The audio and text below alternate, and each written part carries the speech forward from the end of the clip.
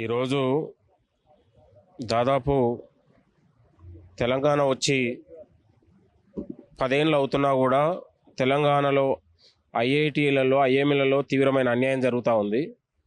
కేంద్ర మంత్రివర్యులు కిషన్ రెడ్డి గారికి ఈరోజు తెలంగాణ రాష్ట్రానికి జరుగుతున్నటువంటి అన్యాయం పైన, జాతీయ విద్యా సంస్థల్లో జరుగుతున్నటువంటి వివక్షత పైన కిషన్ రెడ్డి గారికి కలిసి వివరించడం కూడా జరిగింది. ఎందుకంటే నిన్నగాక మొన్న కేంద్ర ప్రభుత్వం క్యాబినెట్ 5 రాష్ట్రాలను మాత్రమే ఐఐటి సీట్ల కోసం, ఐఐటీలలో ఫ్యాకల్టీ కోసం, పునరుద్ధరణ కోసం దాదాపు 11,000 కోట్లు కేటాయిస్తే అందులో తెలంగాణ రాష్ట్రం లేదు. దాదాపు ఇలా తెలంగాణ రాష్ట్రం కేంద్ర ప్రభుత్వం నుంచి రావాల్సినటువంటి జాతీయ విద్యా సంస్థల్లో ఒక తీవ్రమైన అన్యాయం జరుగుతుంది.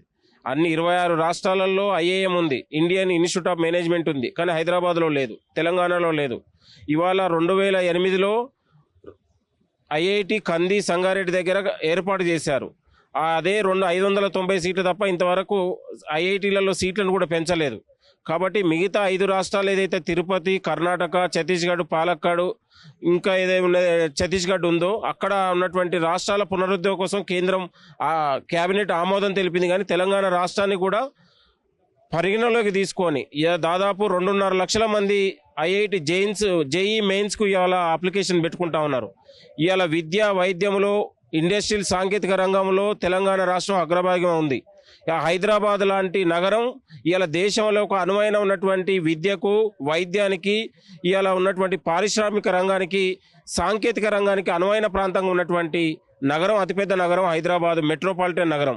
కాబట్టి హైదరాబాదు, తెలంగాణ అనేది విద్యకు, ఎడ్యుకేషన్కు హబ్ ఉంది. కాబట్టి తెలంగాణ రాష్ట్రంలో కూడా ఐఐటి సీట్లను పెంచాలి. ఇంకా ఉన్నటువంటి ఒక 2-3 జిల్లాకు పరిగణలోకి తీసుకొని కూడా ఒక 2 ఐఐటీలు కూడా నెలకొల్పాలని కూడా మేము కేంద్ర మంత్రి కిషన్ రెడ్డి గారు కూడా వివరించడం జరిగింది. అదేవిధంగా అన్ని 26 రాష్ట్రాల్లో ఈ ఇండియన్ ఇన్స్టిట్యూట్ ఆఫ్ మేనేజ్మెంట్ ఉంది, తెలంగాణ రాష్ట్రంలో లేదు. కాబట్టి ఇప్పుడు కేంద్ర మంత్రి గారు కూడా వివరించడం జరిగింది.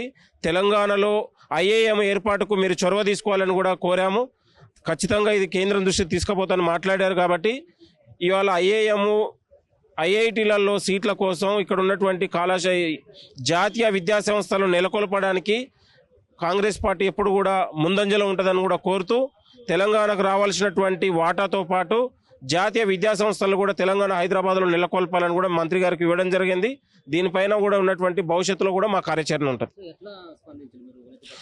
ఇది చాలా జెన్యూన్ అంశము, మంచి అంశాన్ని మనం మంత్రి గారు కూడా అప్రిషియేట్ చేశారు, లేవనెత్తారు. దీనిపైన ఖచ్చితంగా నేను సీట్లతో పాటు ఐఏఎం ఏర్పాటు కూడా నేను ప్రత్యేకమైనటువంటి శ్రద్ధ తీసుకుంటానని చెప్పారు. దీన్ని సెంట్రల్ దృష్టికి కూడా తీసుకుపోతానని చెప్పారు. మళ్ళీ ఒకసారి కూడా దీన్ని కలిసే ప్రయత్నం చేయమని చెప్పాము. మీరు ఎక్కడ ఉన్నా దీన్ని అడ్రస్ చేసే ప్రయత్నం చేయాలి. ఇది విద్యార్థుల భవిష్యత్తు, ఇది రాజకీయాలకు సంబంధం లేని విషయం. కేంద్రం నుంచి రావాల్సినటువంటి వాటా మనకు అన్ని రాష్ట్రాల్లో ఉంది. కాబట్టి తెలంగాణలో కూడా దీనివల్ల ఏర్పాటైతే తెలంగాణ విద్యార్థులకు న్యాయం జరుగుతుంది, మరింత భవిష్యత్తు ఉంటుందని కూడా మనం ఆశిస్తూ ఉన్నాం. ఐఏఎం వస్తే ఇంకా ఉన్నటువంటి ఇక్కడ మేనేజ్మెంట్ స్కిల్స్ పెరిగే అవకాశం ఉంది, అనేక మందికి ఉద్యోగ అవకాశాలు పెరిగే అవకాశం ఉంది. అదేవిధంగా ఐఐటి సీట్లు పెంచడం ద్వారా తెలంగాణ విద్యార్థులకు మరిన్ని అవకాశాలు రాబోతూ ఉన్నాయి. కాబట్టి ఇక్కడ ఉన్నటువంటి ఐఐటి సీట్లు తక్కువ ఐఐటి ఉండడం వల్ల ఎక్కువ సంఖ్యలో రాస్తూ ఉన్నారు విద్యార్థులు. కాబట్టి వీళ్లకు అనుగుణంగా ఇంకొక 2 ఐఐటి సీట్లను ఏర్పాటు చేస్తే తెలంగాణ విద్యార్థులకే న్యాయం జరుగుతుందని కూడా వివరించడం. దీనిపైన భవిష్యత్తులో ఒక కార్యాచరణ తీసుకొని సెంట్రల్ గవర్నమెంట్ దృష్టికి కూడా తీసుకెళ్లి ఇక్కడ తెలంగాణ విద్యార్థులకు భవిష్యత్తు కాబట్టి దానికి న్యాయం జరిగేలా చూస్తానని హామీ ఇచ్చారు. చూద్దాం. Thank you.